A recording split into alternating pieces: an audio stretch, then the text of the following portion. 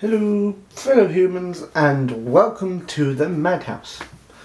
Today is Wednesday, so it should be time for Top 5 Wednesday, but I have decided I am no longer going to do Top 5 Wednesday videos and continue it on my blog instead. The reason that I have decided to stop it this week is in fact because several of the books that I wanted to talk about for Top 5 Wednesday I wanted to talk about for my September wrap-up video, so I thought, why not just do the wrap-up? It would be so much easier. Number 1 is The Wicked and the Divine, The Faust Act by those four people there. It's about gods who are born into human avatars every 90 years, and by avatars I don't mean these avatars or that sort, I mean the ones from the Hindu faith kind of avatar, you know, a god is born into a human body sort of thing.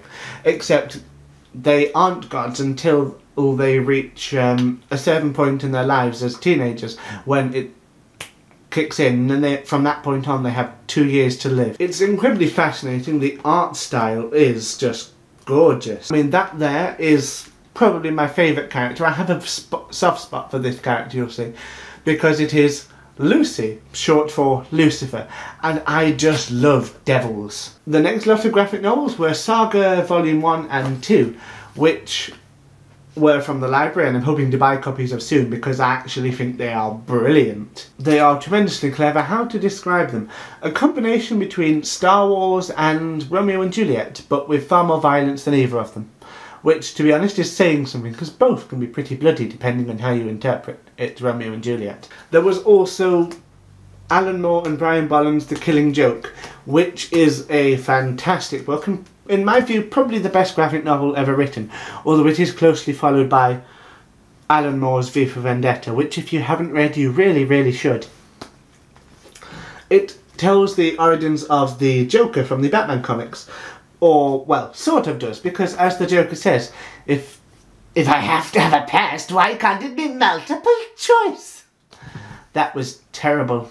Another library book, and this one is a colossal monstrosity, The World of Ice and Fire, by George R. Martin, Elio M. Garcia Jr. and Linda Antonsen, which is a book of the lore and history of A Song of Ice and Fire.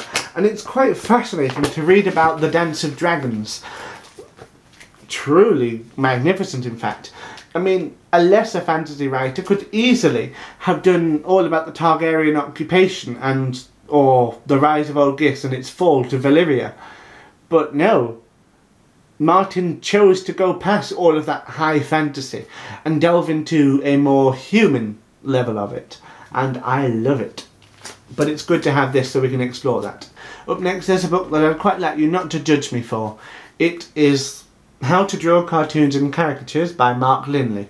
Now, I'm not reading this all in one go because the whole point is that you draw as you go along with it. And that takes time, and I'm a very busy person. And I don't like the fact that I'm doing it from a book because creativity should stem from within. But I can only really draw dragons, and I am trying to illustrate my own novels, and I've come up with quite a bit of stuff on my walls which I'll show you at a later date. Based on what I've seen in here, just not that I'm drawing on it like that, but rather learning the techniques. There was also the Bookshop book by Jen Campbell, which is, as it was last year, the official Books on My Bag book of 2015. And this book is all about the most interesting bookshops around the world, or 300 of them at least. And it's very good. Jen Campbell has a wonderful prose, and I can't wait to read some of her fiction and her poetry. Also check out her YouTube channel. Here is the book that I enjoyed most in September, The Song of Achilles by Madeline Miller. It's a retelling of the Iliad, but it reads so poetically. It is lovely. It's also, I'm going to say, queer. Patroclus and Achilles are lovers and not brothers or cousins as they are in some tellings of the story. They are very much in love, and it's sweet, but it's not sickly so.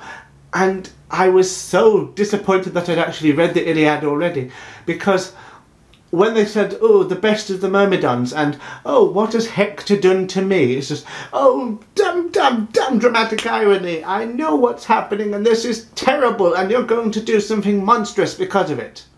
And then stupid. Up next there is Atul Gawande's Being Mortal, Illness, Medicine and What Matters in the End, which is a book all about elderly care, care for the elderly and when one is dying. It's supposed to help people come to terms with the fact that they are mortal, because most people, they try not to think about it because it's too scary. They think, oh, I'll manage.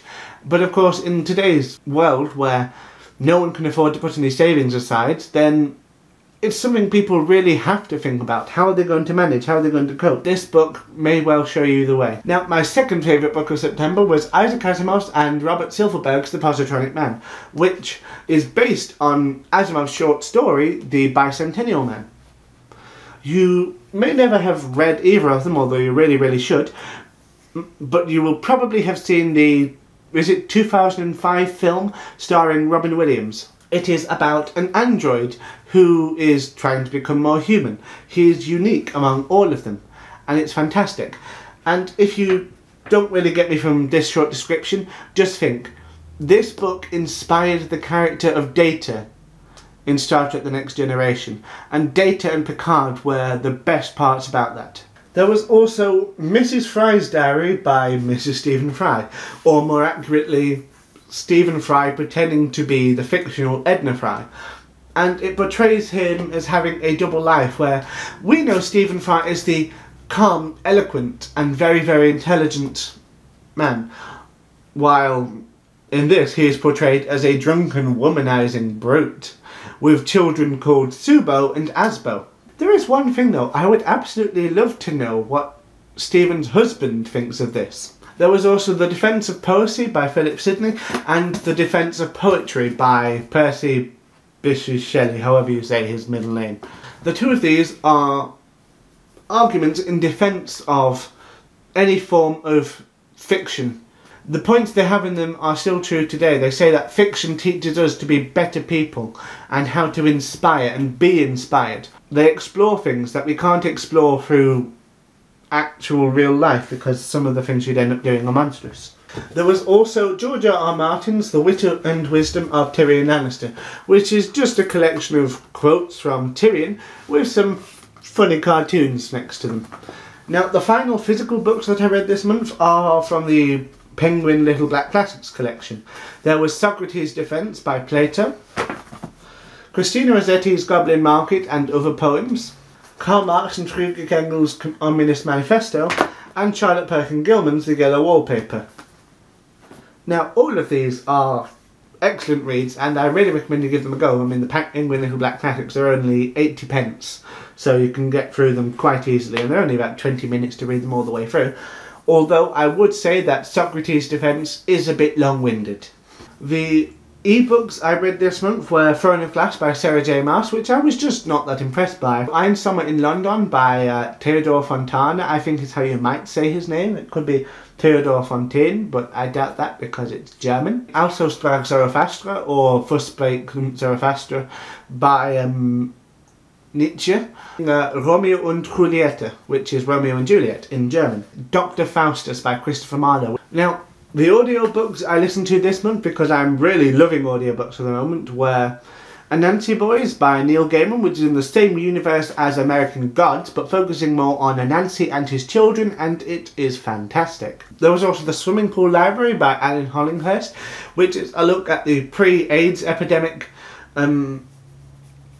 gay rights movement and, well, gay lifestyle as a whole. It also focuses on class, and I've mentioned this in one of my previous videos, I think, but especially on the Letterbomb channel, so I'll leave a link to that down below, and there hopefully will be more stuff coming up from that soon. There was also Doctor Who 12 Doctors, which is a series of 12 short stories written by various different authors, including Neil Gaiman and Holly Black, all about Doctor Who, and it's fantastic. There was also The Picture of Dorian Gray by Oscar Wilde, which I really enjoyed, and far more than the book of it. I have to come up with a rule then that I am going to only listen to Oscar Wilde stuff, because when I try reading it, I'm slightly blinded by Oscar Wilde's brilliance and his trickery of words, so much so that I can't really tell whether or not the characters are being sincere or what they're talking about.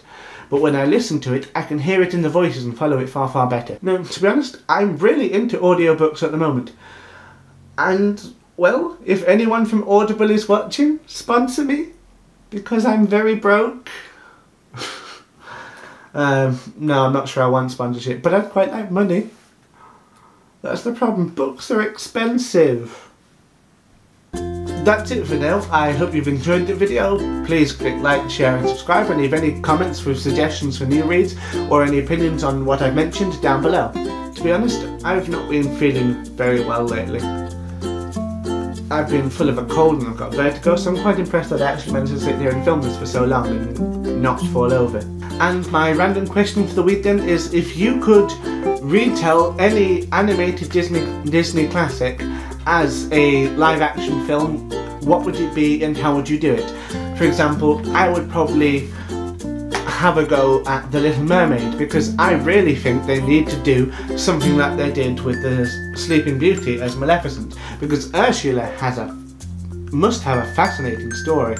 And also, if I were to get sponsored by someone, which is unlikely to happen, but I'm hoping, would you hate me for it? Because I am very, very broke and no one is willing to hire me.